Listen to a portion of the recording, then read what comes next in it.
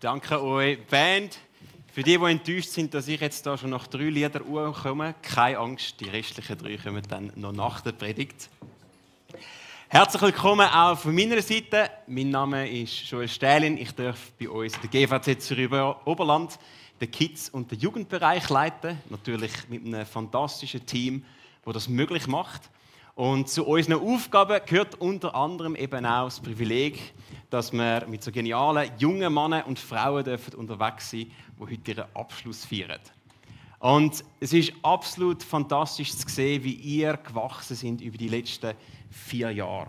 Die Schritte, die ihr gemacht habt, persönlich und im Glauben, der Max hat es vorher schon gesagt, auch im letzten Jahr, wo wir ein bisschen enger miteinander unterwegs waren. Für mich ist der Abschluss genau so ein Zurückschauen und Feiern von dem, was war, wie auch das Rausschauen und gespannt sein auf das, was Jesus für euch parat hat als nächstes. Das ist wirklich, wirklich genial. Und so eine Abschlusspredigt zu halten, ist für mich immer ein bisschen etwas Spezielles, weil ich überlege mir dann, hey, was macht euch ein bisschen als Gruppe aus? Was möchte ich euch noch mitgeben? Und ich glaube, Gott hat mir etwas aufs Herz gelegt, spezifisch für euch. Aber ich glaube, es ist etwas, wo wir alle davon profitieren können, inspiriert und ermutigt sein. Und für den Start möchte ich noch beten. Jesus, ich danke dir für den Morgen, danke dir für den Abschluss, für die 6 Abschlüssler, das Leben, das sie gehen, mit dir, leidenschaftlich und unkompromisslos. Und ich bitte dich jetzt, dass du die nächsten paar Minuten segnest, Herr, dass du meine Worte segnest, dass etwas ansprechen darf. Red du. Amen. Ihr habt es im Video bereits gesehen, wir feiern immer noch das Abschlussweekend, wenn es auf den Abschluss selber zugeht. Und das ist in so einer urchigen alten Hütte, die ist glaube 400 Jahre alt, es hat nicht mal eine Dusche. Das überlebt man knapp für 2 Übernachtungen, deshalb machen wir kein wochenlanges Camp dort. Aber so 2 Nächte, die gehen gerade noch. Es ist perfekt, um einfach mal ein bisschen Gemeinschaft zu haben miteinander und sich aber auch voll und ganz auf Gott auszurichten. Und das ist jetzt ein kleiner Spoiler für die in ein paar Jahren dann abschliessen. Am Anfang machen wir immer einen Fackellauf. Es ist ein bisschen abgelegen, man muss ca. 30 bis 40 Minuten laufen. Ich und die Abschlüsse sind nicht ganz einig. Ich habe gefunden, es ist ja 30 und sie haben ja gefunden, 40, 45 Stunden mindestens sind wir unterwegs gewesen. Und wir laufen dann ein bisschen in der Dunkelheit, ein bisschen am Hügel oben. Oder Bergen, je nachdem. Und mit diesen Fackeln laufen wir dann so in dem Weg entlang. Und ich bin überzeugt, wenn wir das von außen anschauen würden, dann würden wir unsere Fackeln ganz gut sehen. Und das Licht auf dem Berg, das ist ein ganz bekanntes Bild aus der Bibel, um die Nachfolger von Jesus zu beschreiben. In Matthäus 5,14 heißt es: Ihr seid das Licht, das die Welt erhellt. Eine Stadt, die oben auf einem Berg liegt, kann nicht verborgen bleiben. Und wir haben den Vers für euch als Abschlüssler spezifisch auf dem Herz gehabt, am Wochenende. Dass Gott euch dazu berufen hat, ein Licht zu sein in der Lehre, in der Klasse, im Freundeskreis, in der Nachbarschaft, wo auch immer ihr seid. Und ich möchte mit euch heute Morgen ein paar Gedanken teilen, wie denn das Lichtsein praktisch in unserem Leben kann aussehen kann. Und vor ein paar Wochen bin ich in meinem Bibellesen über einen Vers gestolpert. Und zwar aus dem Johannes 13,34. Dort steht: Ich gebe euch jetzt ein neues Gebot. Liebt einander. So wie ich euch geliebt habe, so sollt ihr euch auch untereinander lieben. An eurer Liebe zueinander wird jeder erkennen, dass ihr meine Jünger seid. Also Jesus gibt seinen Jüngern ein neues Gebot da, einander zu lieben. Und das Spannende ist, das neue Gebot scheint nicht nur eine Auswirkung auf sie zu haben, sondern es scheint auch irgendwie gegen aussen nachher sichtbar zu sein. An dieser Liebe werden sie erkennen, dass ihr Jünger von Jesus sind. Es hat irgendeine Lichtwirkung. Und das macht auch Sinn. Liebe ist etwas Göttliches. Jesus hat gesagt, hey, liebet einander, so wie ich euch geliebt habe. Gott hat uns zuerst geliebt. Und wir dürfen seine Liebe an die Welt weitergeben. Und ich habe euch ein Objekt mitgenommen, um das ein bisschen zu illustrieren. Und es ist kein Spiegel, das wäre so der Klassiker, dass man einfach Gottes Liebe widerspiegelt. Es ist ein bisschen komplexer. Und zwar ist das ein Prisma. Und jetzt für die unschöne Erinnerungen an Physikunterricht haben, keine Angst, das Prisma hat ganz coole Eigenschaften. Weil, wenn Licht auf ein Prisma fällt, dann tut es als erstes Mal das Prisma selber ein bisschen erhellen. Also das Prisma selber wird heller. Und das Licht bleibt nicht im Prisma selber, sondern es geht dann nachher raus. Und zwar in einer Farbenvielfalt. Ganz unterschiedlich. Alles, was in dem weißen Licht enthalten war, wird plötzlich sichtbar. Und ich glaube, wir sind so ein bisschen Prismen für Gottes Liebe. Wenn Gottes Liebe in unser Leben scheint, dann verändert es zuerst etwas in uns. Es macht unser eigenes Leben hell, es bringt neues Leben hervor. Und dann bleibt es aber nicht in uns, sondern nachher möchte es auch weitergehen. Gottes Liebe möchte weitergehen in die Welt auf ganz unterschiedliche Art und Weise, so wie es gerade gebraucht wird. Wichtig für ein Prisma ist, es braucht eine Lichtquelle. Ohne Lichtquelle funktioniert ein Prisma nicht. Und das gleiche Prinzip gilt auch für uns. In der Bibel steht im Korintherbrief: Jetzt erkennen wir klar, dass uns in Jesus Christus Gottes Herrlichkeit entgegenstrahlt. Da ist das Licht. Diesen kostbaren Schatz tragen wir in zerbrechlichen Gefäßen, das sind wir selber, damit jeder erkennt, dass die gewaltige Kraft, die in uns wirkt, von Gott kommt und nicht aus uns selbst. Ich freue mich auf den Rest dieser Message. Wir werden noch ein bisschen Spass haben mit dem Lichtspiel. Aber wenn es etwas gibt vom heutigen Morgen, wo ihr mitnehmt, dann lasst es das sein. Bleibt mit Jesus verbunden, in eurem nächsten Lebensabschnitt. Alles andere ist zweitrangig. Es werden viele neue Freiheiten dazukommen, viele neue Möglichkeiten, auch neue Ablenkungen, neue Prioritäten. Alle, die verheiratet sind und Kinder haben, sagen Amen. Oder? Aber tun, was auch immer euch hilft, mit Gott verbunden zu bleiben. Bleibt in Gemeinschaften, wie zum Beispiel in einer Kleingruppe. Bleibt in seinem Wort, in der Bibel. Besucht einen Gottesdienst. Weil mit ihm verbunden zu bleiben, ist das Beste, was passieren kann in unserem Leben. Es erhält unser Leben und es ist die Voraussetzung, dass wir die Liebe auch weitergeben können und das Licht sein in die Welt raus. Und wie das aussehen kann, möchte ich mit euch als nächstes kurz anschauen. Und da das kleine Prisma ein bisschen schwierig ist, jetzt im ganzen Raum zu sehen, habe ich euch nochmal etwas mitgebracht. Und für das brauche ich schnell die Hilfe von einem starken Mann. Danke, Joni. Perfekt.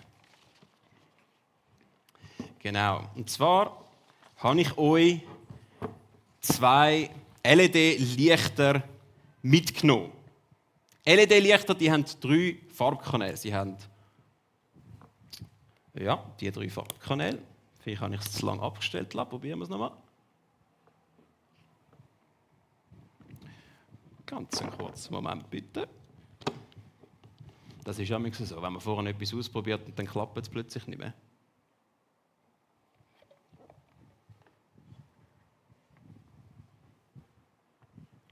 Okay, ich probiere das mal ein bisschen weiter. Aber grundsätzlich, es würde aus 4 Farbkanälen bestehen. Aus 3 Farbkanälen, nämlich aus Rot, aus Blau und aus Grün. Oder? Und aus diesen 3 Farben mischen sich nachher alle anderen Farben zusammen, die man irgendwie machen können. Und anhand von diesen 3 Farben möchte ich euch 3 verschiedene Möglichkeiten zeigen, wie Gottes Liebe in die Welt herausstrahlen kann. Und die erste Farbe, die ich mit euch anschauen möchte, ist etwas gekommen? Ganz ein bisschen.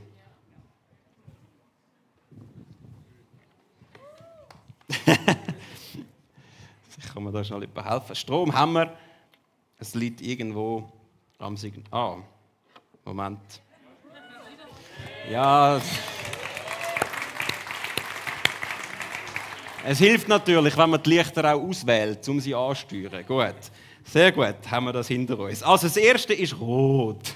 Sehr gut. Schnell testen. Ja, es hat funktioniert. Wunderbar. Rot, Grün und Blau. Hat alles funktioniert? Tipptopp. Also Rot. Rot steht für die Liebe, die uns etwas kostet.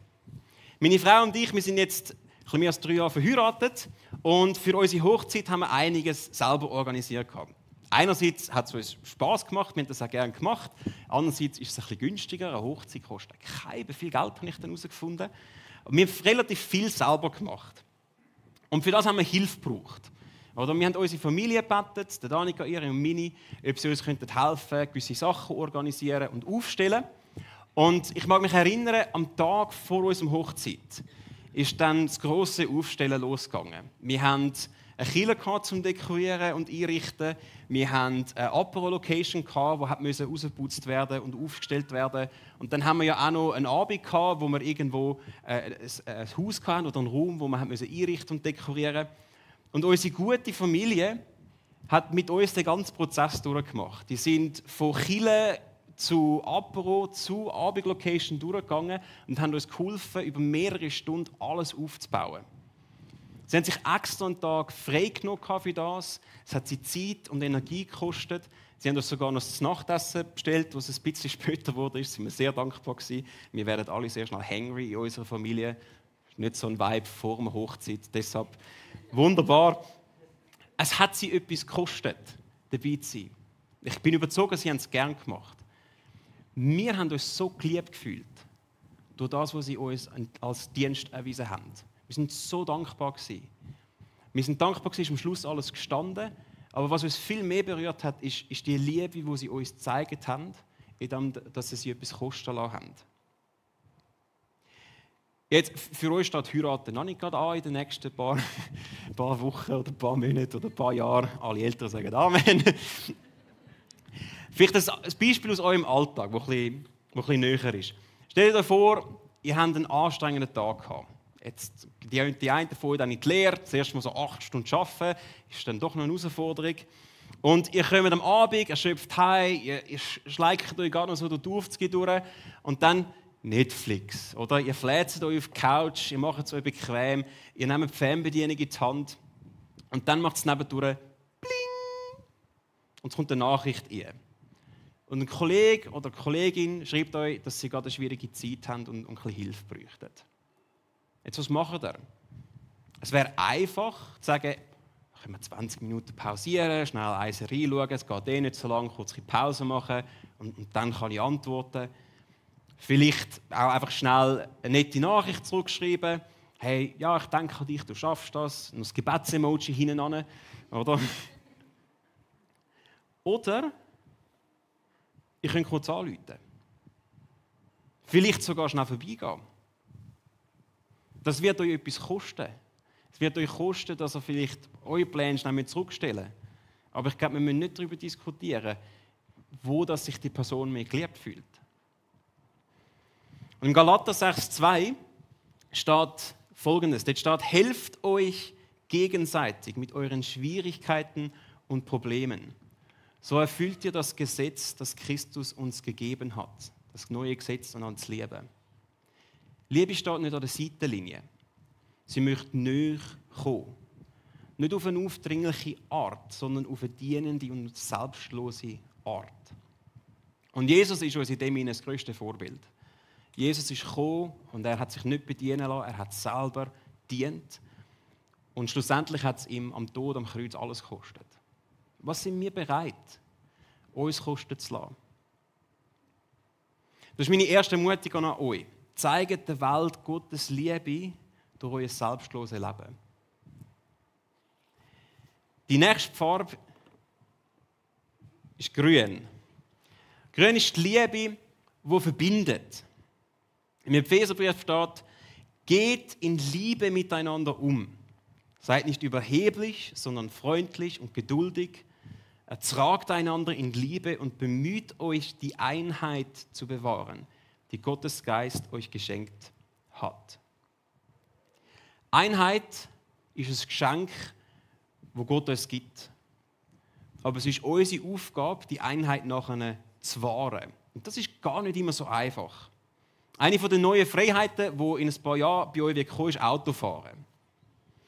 Und ihr könnt nur darauf warten, bis ihr mal auf einer 80er-Strecke sind und irgend so einen Fiat Punto vorher habt, der dann mit 50 rumtöckelt.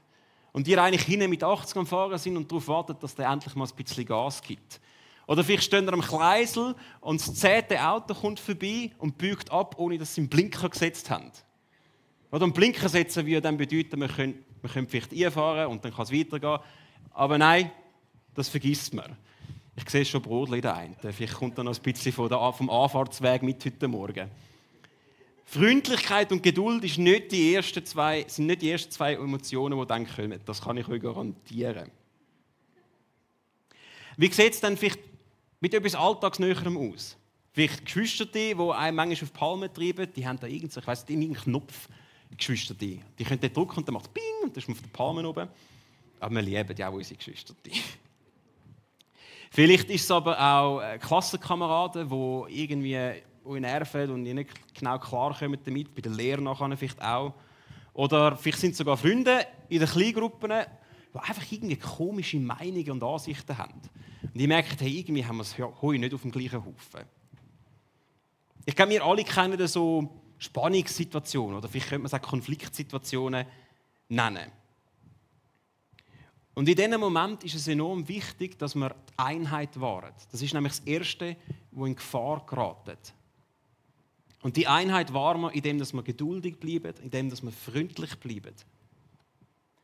Das heisst nicht, dass wir immer überall gleicher Meinung sein müssen, überhaupt nicht. Aber es bedeutet, dass wir am Ende des Tages die Einheit über unser eigenes Ego und unseren Stolz stellen können und können aufs andere eingehen.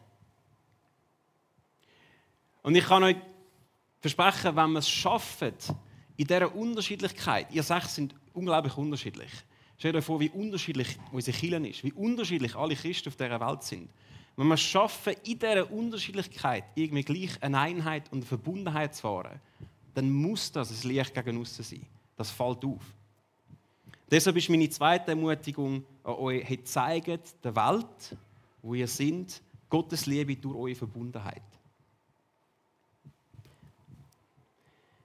Die letzte Farbe, die ich noch mit euch anschauen möchte, ist Blau. Blau ist Liebe, die stärkt. Und ich habe hier auch einen Vers mitgenommen. Im Hebräerbrief steht: Lasst uns also aufeinander Acht geben. Wir wollen uns zu gegenseitiger Liebe ermutigen und einander anspornen, Gutes zu tun. Ob es uns passt oder nicht, wir alle brauchen von Zeit zu Zeit, glaube mal, ein bisschen Hilfe und ein bisschen Ermutigung. Gerade gestern zum Beispiel habe ich mir meinen Schnauz trimmen. Ich habe normalerweise einen Schnauz. Und ich denke, für den Abschluss, oder muss ich ein bisschen frisch aussehen. Und ich habe angefangen zu trimmen und ups, ich habe jetzt viel abgeschnitten. Und ich habe in den Spiegel geschaut und gemerkt, nein, so kannst du nicht auf die Bühne, das sieht schlimm aus. Und da dachte ich, ja gut, die einzige Lösung, die du jetzt hast, ist, du schneidest ihn ganz ab. Oder? Und ich habe dann den ganz abrasiert und mich dann das erste Mal seit wahrscheinlich einem Jahr oder 2. Vielleicht war es im letzten TBS-Abschluss, ich weiß es nicht. Aber ich habe mich seit langem wieder mal ohne Schnauz gesehen. Ich habe gedacht, nein, das sieht gar nicht gut aus, das ist grauenhaft. Und ich muss morgen predigen von so vielen Menschen. Das kommt gar nicht gut. Ich habe fast ein bisschen Krise geschoben. Danke vielmals.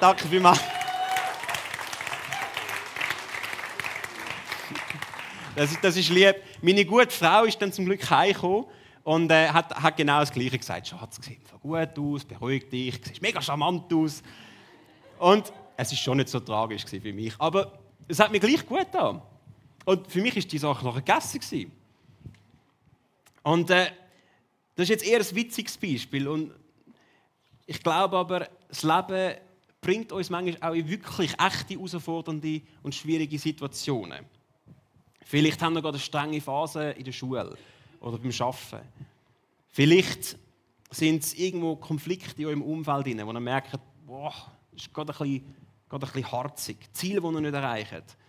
Manchmal sind es auch Krankheiten oder unerwartete Verlust vielleicht von jemandem, der uns näher war. Das Leben hat die Auf und Ab, das gehört dazu.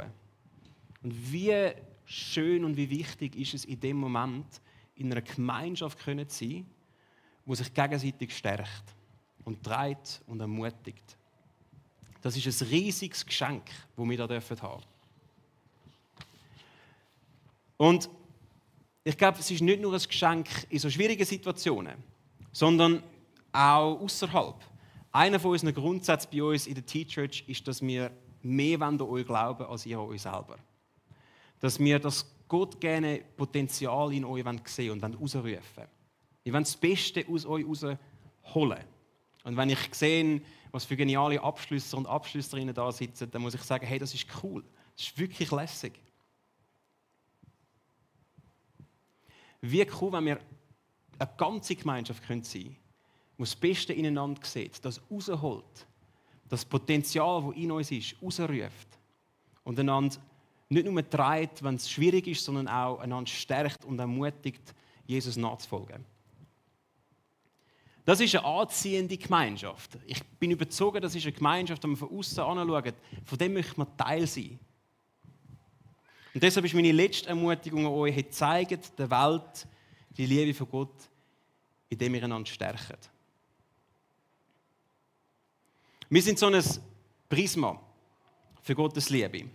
Und Gottes Liebe ist so vielfältig, da gibt es noch viel mehr. Aber das sind mal 3 Aspekte. Liebe, die kostet. Liebe, die verbindet. Und Liebe, die uns stärkt. Und für den letzten Teil brauche ich euch Abschlüssler kurz bei mir auf der Bühne. Ich tue gerne die Abschlüssler einbinden, wenn es irgendwie geht. Und ihr habt hier 6 Federn, wo ihr die Lichter korrigieren könnt. Ihr müsst ein bisschen wahrscheinlich rundherum stehen und ihr dürft jemals so einen Feder einfach mal aussuchen. Und wenn ich dann sage, wenn ihr dann so weit sind oder wenn ich so weit bin, dürft ihr den dann schieben. Genau. Einer von denen dürft alle mal einen aussuchen. Sehr gut. Haben ihr alle einen? Fantastisch. Keine Angst, ich behalte nicht lange so. Keiner von uns kann Gottes Liebe perfekt darstellen. Das ist nicht möglich, weil Gott ist perfekt und wir sind es nicht. Also irgendwo werden wir dort scheitern. Und zudem sind wir ja gewisse Sachen, die liegen uns einfach besser. Jemand ist vielleicht unglaublich gut im Ermutigen von anderen und im Stärken. Jemand anders liebt es selbstlos, anderen zu dienen. Und wieder jemand ist vielleicht einfach genial drin, Menschen zu verbinden und die Einheit zu wahren und zu bringen. Und das ist auch okay. Wir gehen noch mal kurz zu dem Vers zurück vom Anfang. Dort steht nämlich, ihr seid das Licht der Welt. Also ihr. Das ist nicht Einzahl, das ist Mehrzahl. Jesus redet zu seinen Jüngern und durch sie zu der Kirche von heute. Das heisst, ihr Abschlüssler, wir als GWC und alle Christen auf dieser Welt, wir sind das Licht von Gott. Und wenn jeder von uns sein Licht bringt, jetzt dürfen wir das mal gut tun, ganz gut, dann wird das Licht, das am Anfang war, von Gott wieder sichtbar. Und die Liebe wird ein unmissverständliches Zeichen in die Welt raus. Und das wünsche ich euch. Ich wünsche euch, dass ihr einerseits könnt in Gottes Liebe verbunden bleiben, dass ihr selber das dürft erleben, wie seine Liebe euch immer wieder neu erfüllt. Und ich wünsche euch aber auch, dass ihr in eurem Umfeld, so wie es gerade gebraucht wird, ein Licht für Gott dürft sein. Das Zeichen von seiner Liebe an die Welt. Danke vielmals, ihr dürft wieder Platz nehmen.